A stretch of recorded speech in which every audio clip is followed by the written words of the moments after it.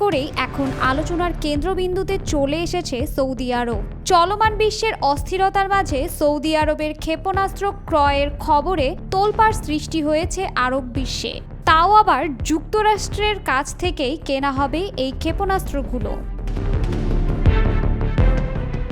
Saudi আরবের কাছে $350 কোটি ক্ষেপণাস্ত্র বিক্রির অনুমোদন দিয়েছে যুক্তরাষ্ট্র। মার্কিন প্রেসিডেন্ট ডোনাল্ড ট্রাম্পের সৌদি আরব সফরের আগে শুক্রবার এই অনুমোদন দেয়া হলো। যুক্তরাষ্ট্রের পররাষ্ট্র দপ্তর বলেছে, ক্ষেপণাস্ত্র বিক্রি করে সৌদি আরবের সঙ্গে চুক্তির বিষয়টি তারা কংগ্রেসকে জানিয়েছে। এই ক্ষেপণাস্ত্রগুলোর মধ্যে থাকবে মধ্যপাল্লার 1000 AIM-120, যা আকাশে থাকা লক্ষ্যবস্তু ধ্বংস করার জন্য কোনো আকাশযান থেকে ছোড়া যায়।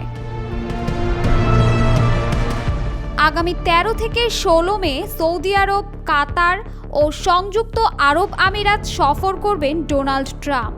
এর আগে সম্প্রতি প্রয়াত পোপ ফ্রান্সিসের অন্ত্যেষ্টিক্রিয়ায় অংশ নিতে ইতালির রাজধানী রোমে সংক্ষিপ্ত সফর করেছিলেন তিনি।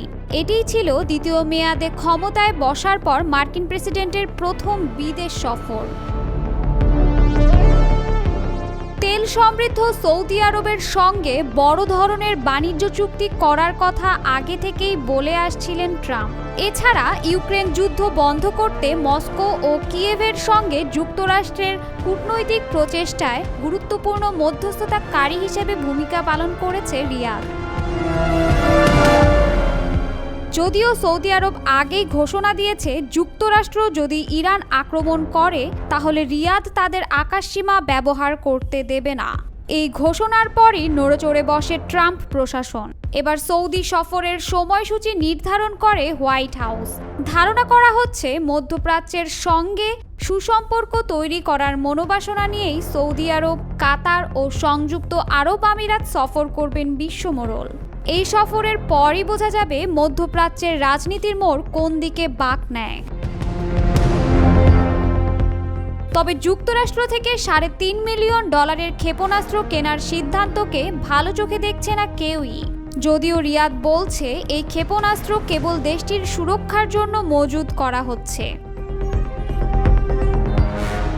ইরান আক্রমণের হুমকি ধামকির পর যুক্তরাষ্ট্র হঠাৎ করেই সৌদির কাছ থেকে ক্ষেপণাস্ত্র বিক্রির অনুমোদন এবং ডোনাল্ড ট্রাম্পের রিয়াদ সফর সবকিছু যেন কূটনীতির বড় বাঁকের ইঙ্গিত দিচ্ছে। তাছাড়া সৌদি আরবে আগে থেকেই মার্কিন ঘাঁটি রয়েছে। ইরানের সঙ্গে ঝামেলা বাঁধলে সৌদি, কাতার এবং আরব আমিরাতে অবস্থিত মার্কিন ঘাঁটির ভূমিকা কী হবে সেটাও ভাবিয়ে তুলছে বিশ্লেষকদের।